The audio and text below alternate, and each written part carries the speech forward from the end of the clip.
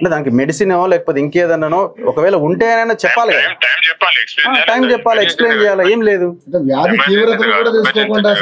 Emotional blackmail చేస్తున్నారు. ఇప్పుడు already ఒక పేషెంట్ కి సర్జరీ అయిపోయింది, వేరే సర్జరీ అయిపోతే నీ దగ్గరికి వస్తే సర్జరీ చేయాలని మళ్ళీ చేయాలన్నాడు. వీళ్ళు వేరే ల్యాబ్కి వెళ్ళి టెస్ట్ చేసుకుని వచ్చారు, టెస్ట్ చేసుకుని వస్తే ఏం లేదని చెప్పారు. ఈయన దగ్గరికి వస్తే సర్జరీ చేయాలంటాడు. అంటే మీకు ఆల్రెడీ జరిగిందనే తెలీదా? నార్మల్ ఇచ్చారు. ఈ అంటే మీరు కూడా ఇప్పుడు అసోసియేషన్ కాబట్టి మీరు కూడా మీ దృష్టికి తీసుకొచ్చే ప్రయత్నం చేస్తున్నాం మేము సార్. ఒకసారి ఈ బాధితుతో మాట్లాడండి.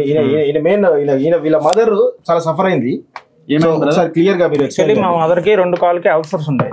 2 కాళ్ళకి అల్సర్స్ ఉంటాయి. ఓకే. అల్సర్స్ కాస్త ఏమయ్యాయి అంటే ఇది లేజర్ సర్జరీ చేయాలి అన్నారు, చేశారు. ఎక్కడ? వైజాగ్ కళా హాస్పిటల్లో చేశారు. కళా హాస్పిటల్ ఏ డాక్టర్?